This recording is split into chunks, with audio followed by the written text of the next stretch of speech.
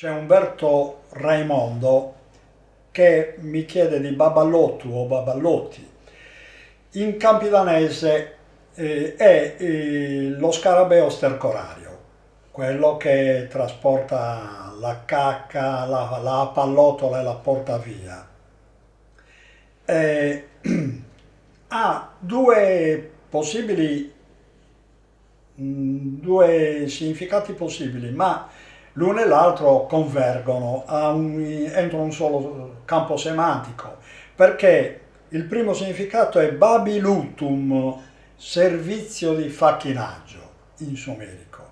Perciò proprio capirete questo su Baballottu, su Baballotti che trasporta la cacca, dicono che su Baballotti abbia una forza capace, adesso non ricordo, capace di sollevare un peso circa 50 volte il proprio. Per cui probabilmente il significato gli viene da questo, ma gli viene forse anche dal fatto che quando trasporta una palla di sterco sono sempre in due, proprio si danno quando uno è stanco, riceve il cambio dall'altro, proprio lavorano in tandem, lavorano. Da qui servizio di facchinaggio, però ha anche e contemporaneamente un significato molto accattivante che per noi è validissimo in Sardegna, perché in Sardegna noi dobbiamo ricordare che abbiamo conservato, direi intatte per chi le sapesse leggere, le tradizioni egizie. Va bene, le tradizioni egizie, sempre tramite l'accadico, ci danno la parola Babalu più sumerico Ud. Dovrei spiegare che l'origine della lingua sarda è la lingua sumerica, che si parlava in tutto il Mediterraneo, perciò era la nostra lingua ab origine. Perciò quando poi subentrò dopo parecchi millenni la lingua accadica, subentrò ricalcandosi sul sumerico ma non eliminandola. Infatti in Sardegna abbiamo parecchie centinaia di parole che sono composte contemporaneamente di sumerico e di accadico, come in questo caso. Babalu, che è parola accadica, Ud è parola sumerica e significa sole. Perciò Babalud significa il trascinatore del sole. Ecco l'altro significato di Babalotti, cioè lo scarabeo stercorario. Sapete indubbiamente per quale motivo? Perché gli egizi lo dipingevano, lo scolpivano, lo mettevano nei cammei dappertutto come colui che trascinava il carro del sole dall'alba al tramonto. Bell'onore allo scarabeo stercorario.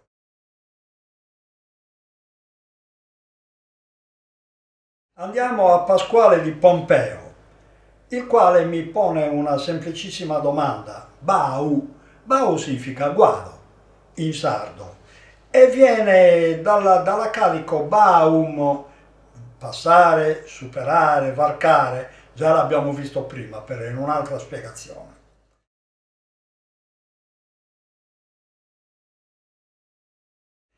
Passiamo alla domanda di Nanni Floris, iscramentare.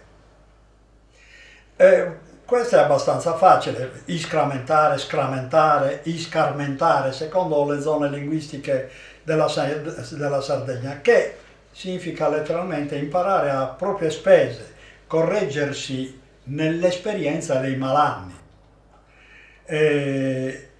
Perciò siscramento è l'esperienza diretta di un malanno, o siscarmento secondo le zone.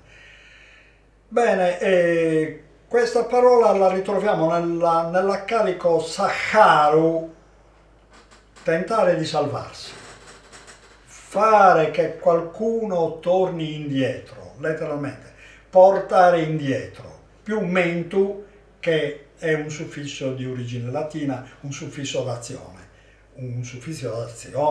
di qualità, eccetera. Per cui iscramentu da Saharu, Questo is, noi in Sardegna lo mettiamo specie nell'Ogudoro come prefisso, però per esempio in Capitano usiamo direttamente scramentai.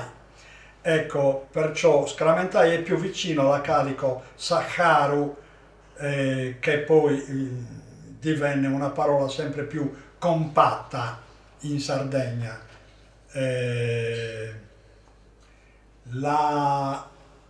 L'asciugarsi delle parole, il compattarsi delle parole è un fenomeno normale in tutte le lingue, ce l'abbiamo anche in Sardegna, ma figuratevi quello che succede nelle lingue germaniche, le quali hanno quasi tutte le parole proprio così asciugate che rispetto all'originale non si capisce più quale sia la relazione con l'originale.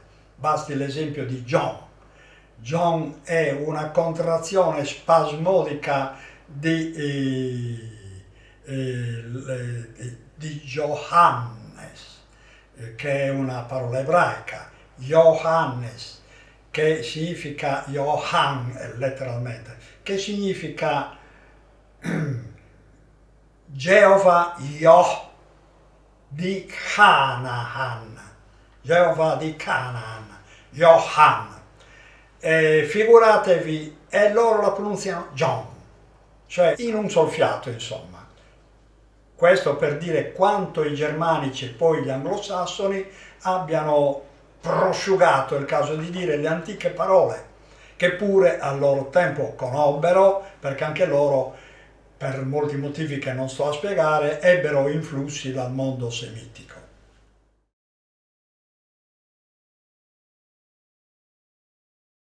C'è un'altra parola proposta da Francesca Spada, iscurrigiu. Sappiamo che significa in campidanese maleducato, che non ha rispetto, che ha un confronto con l'italiano correggere, perciò iscurrigius, quello privativo, quell'esse privativo, per il resto ce l'abbiamo identico all'italiano correggere.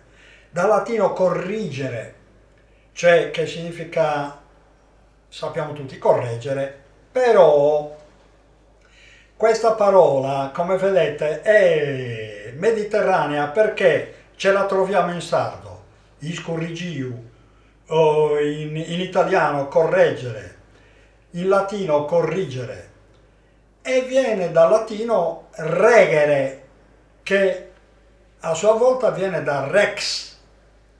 Rex significa regge, regge, il re, che si ritrova in sardo in modo autonomo, non da latino, reghe, che significa sempre re. Nel meridione si dice rei, che è sempre la stessa cosa, reghe. Questo re è una parola, reghe, eccetera, una parola di estrema antichità, ce la ritroviamo nella lingua sumerica, re, che significa città, e ghi, giudizio, va bene? Per cui l'unificazione delle due parole reghi già in origine significava giudice della città. Questo è di estrema importanza per chi non lo vuol capire, perché sono troppi i linguisti, i glottologi che non vogliono capire questo, eppure di un'estrema semplicità. I più antichi re nel mondo, per esempio presso gli ebrei, i più antichi re cos'erano? Erano giudici, li chiamarono giudici, non reghe con parola sumerica, ma giudici direttamente. In Sardegna i nostri più antichi re li chiamammo giudici, ma erano sempre re, perché il re, il primo potere che veniva dato al re fin dalle più antiche origini era quello di giudicare il popolo, avere diritto di vita e di morte nel giudicare il popolo, la gente, i malfattori.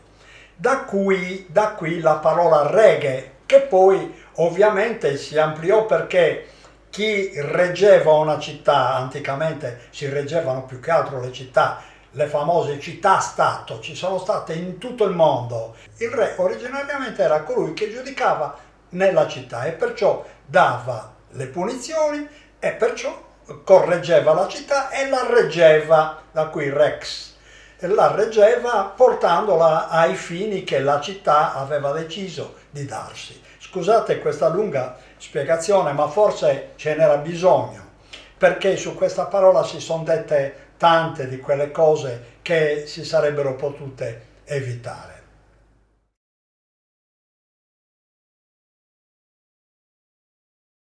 Andiamo adesso all'icoiancia, Dolores e Sedda mi pone la parola. L'icoiancia è, a mio modo di vedere, uguale all'icoinaggio o all'icronaggio, eccetera.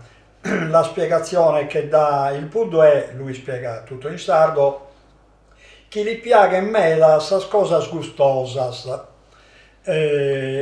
Una parola identica all'icanzu, che ha lo stesso significato, in nuorese significa ghiottone, buon gustaio principalmente, l'icanzu.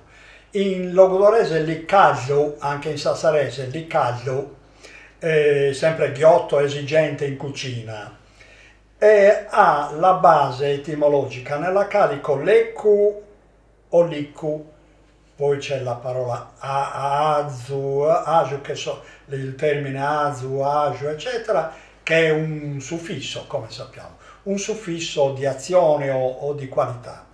Perciò, derivando dall'accadico leccu, liccu, leccare, allora leccu significa leccare, liccu significa palato.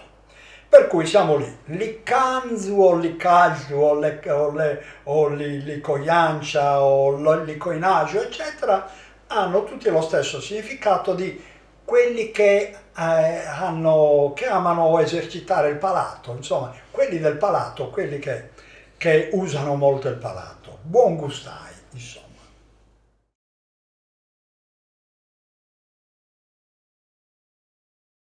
Poi c'è una parola simile come fonetica, ma molto diversa, come campo semantico.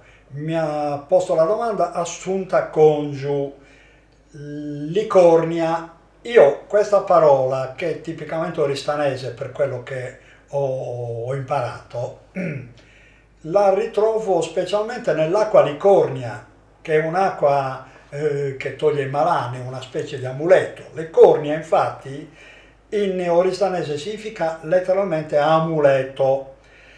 L'acqua licornia è l'acqua contro il malocchio, per intenderci, l'acqua contro il malocchio.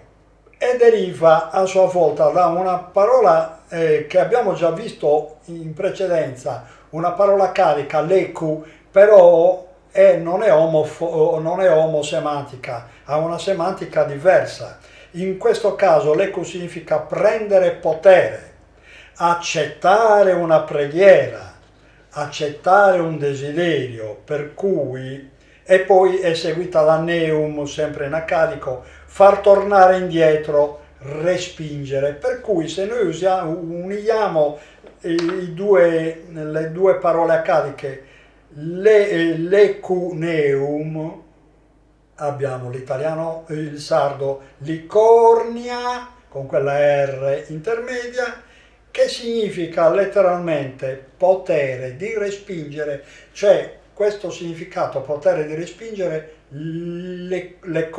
leconeum o leconium, eccetera, ce l'ha fin dalle origini.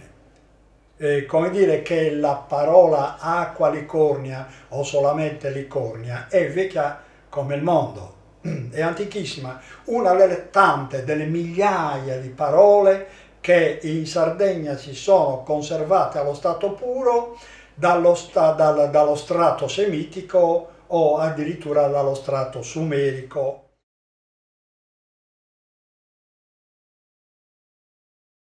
Adesso veniamo a una parola molto interessante che pone Anna Maria Soddu, chiede cosa significa marrano. Marrano, tanto è una parola sarda e spagnola, la ritroviamo specialmente qui. Intanto il sardo attualmente noi la ritroviamo in parole, almeno nel nord a Sassari, io me la sono ritrovata spesso questa parola in situazioni del genere, quando uno fa una sfida per esempio. Ti sfido a bere, a ingoiare così come nulla fosse questo pezzo di ghiaccio senza leccarlo. E l'altro risponde marrano. Quando dice marrano vuol dire che lo sta sfidando. Ti sfido, cioè accetto la sfida. Questo è il significato primitivo che noi diamo a questa parola. Marrano in senso di sfida, però la parola marrano cela un significato molto cattivo, molto ma molto cattivo.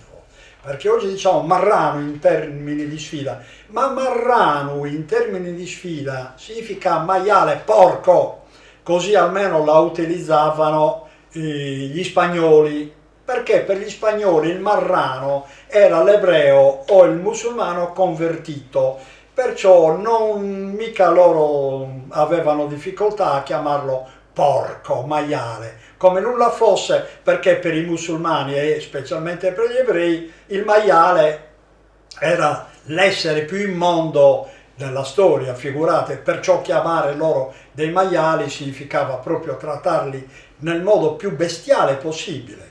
Questa era la loro parola, la parola degli ebrei dopo che nel 1492 riuscirono a cacciare lo Stato musulmano dall'Andalusia.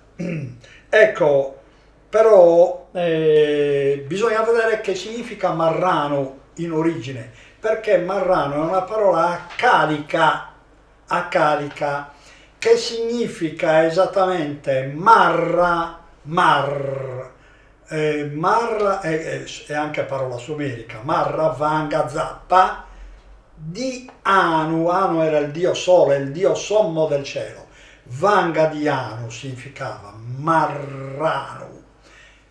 Perché il maiale veniva chiamato marrano?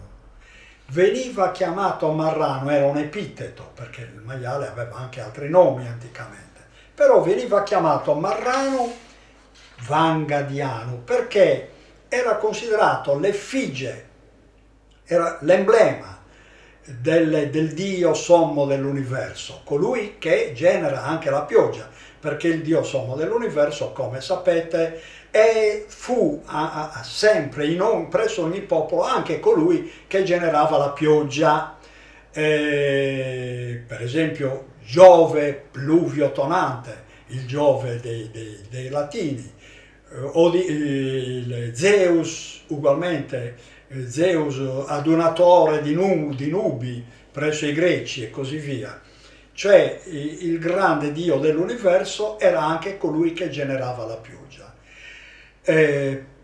Perciò il maiale veniva chiamato così perché il maiale, i cinghiali, i suini, perché immediatamente dopo le piogge andavano immediatamente proprio di corsa ad arare, a grufolare per i campi, per le distese selvagge, non importa dopo dove, alla ricerca di insetti o di radici che col terreno molle, reso molle, avevano più facilità di ritrovare. Marrano significò questo, il maiale fu identificato col dio della natura, cioè come emblema del dio sommo, ma dio della natura, perché nel grufolare il terreno bagnato arava il terreno, infatti era considerato l'aratore sacro per eccellenza, perciò colui che fecondava la terra. Tenete conto che il primo aratro dell'universo fu fatto a forma di muso di cinghiale, di muso di maiale. Per questo motivo, cioè l'aratro fu inventato osservando il maiale che grufolava la terra. Per cui figuratevi il valore sacro che aveva il maiale nell'alta antichità e il valore spregevolissimo che fu dato al maiale presso gli spagnoli. C'è un abisso, però vedete che poi alla fin fine tutto torna all'unità.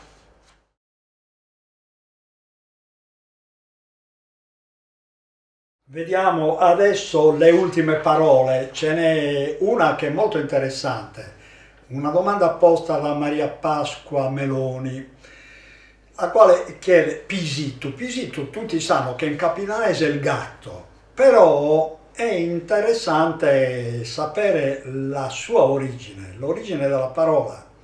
Viene dal sumerico pesh, che significa mouse, cioè large mouse, cioè troppo grande, ratto, va bene? Pesh, più hir, che significa spremere, stringere, afferrare, più tu, leader. Unificando queste tre parole, mettendole di seguito, peshirtu, abbiamo, che poi divenne pishirtu e poi pishittu o pisittu in sardo, significa letteralmente leader nell'afferrare i ratti, su pisittu. Perciò è una parola importantissima.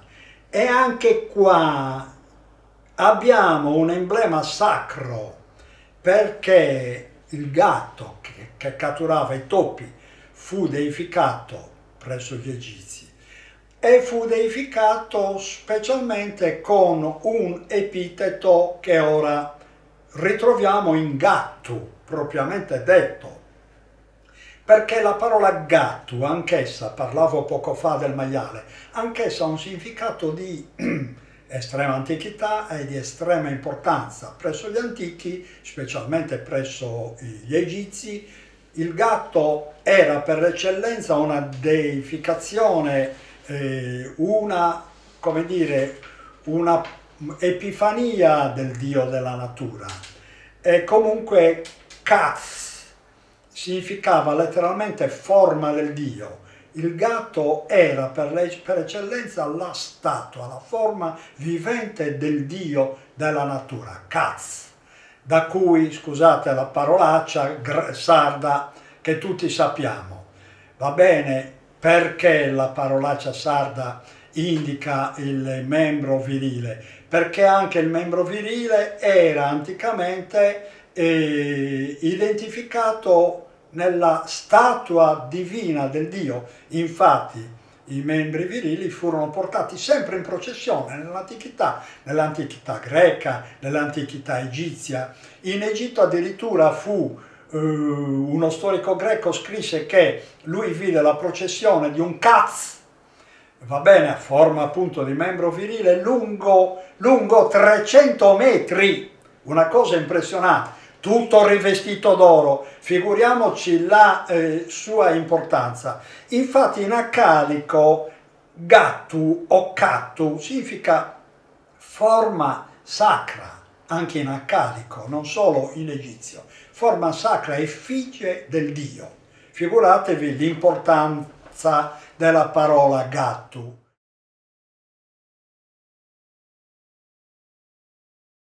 Devo parlare di pisti, problema posto da Maristella Zedde, esclamazione di dolore, di sorpresa, pisti, accallenti, Dio che caldo. In accadico abbiamo pistu o piltu, abuso, scandalo, significa letteralmente. E abbiamo anche in accadico pisciatu, che significano canti abusivi. Per canti abusivi si intendevano i canti profani, perché tutti i canti dell'antichità erano cantati appunto in nome di Dio, erano esaltazioni della divinità, erano preghiere cantate in nome della divinità. Per cui questo pisti non è altro che l'antica parola dal significato di abuso, come dire, abuso detta come in termini scandalosi, perché quando uno cantava canti profani si trovava in una situazione scandalosa. Questa è la situazione antica, in quanto ogni canto, ogni voglia di cantare doveva essere manifestata in funzione della divinità e basta. Un canto in senso profano non era consentito.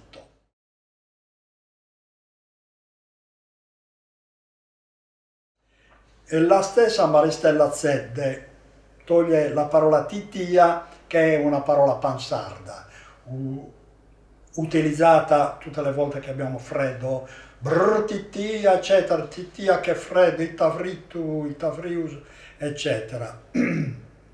E questa viene dal sumerico ti, freccia, letteralmente, freccia, che viene ripetuta, le parole antiche ripetute, ne usiamo spesso anche in Sardegna, diventano automaticamente superlative. TT con la A aggiuntiva, TT significa freccia freccia, letteralmente, cioè ci si sentiva pungere dal freddo, perciò quando si diceva titia si voleva dire mi sento punto dal freddo, insomma, questo è il suo significato.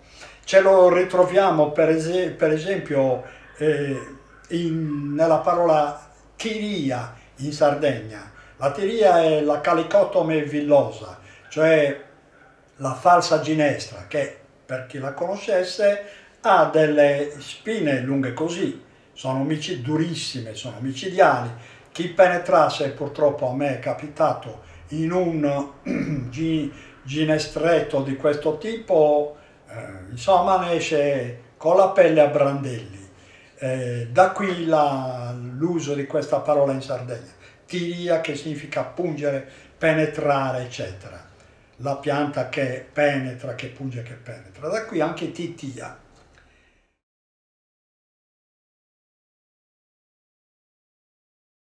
L'ultima parola che mi viene da commentare è quella di Michela Amelia Serra. Amélie, lei si firma alla francese. Tostorrudu è una parola logudorese e campidanese anche. Testardo, caparbio, eccetera. E questa è una contaminazione di tostu, che in Sardegna significa duro, sulla base del catalano testarut, che è spagnolo testarudo, che sono voci da noi accattate, prima non le utilizzavamo, e sono sempre però collegate alla parola sarda tostu, che significa duro, insomma.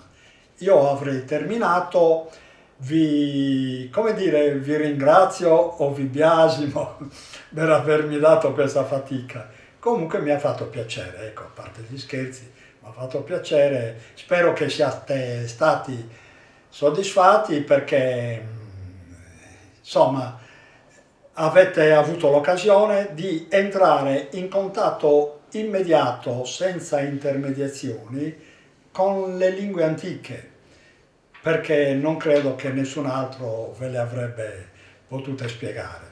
Io sono sempre qui a disposizione, spero di non essere d'ora in poi subissato di domande di questo genere, altrimenti ogni giorno dovrei perdere ore a prepararmi per potervi rispondere. Però mi farà sempre piacere, io in Facebook rispondo sempre alle domande che mi vengono fatte, normalmente 1 o 2 al giorno e insomma sono a vostra disposizione. Arrivederci.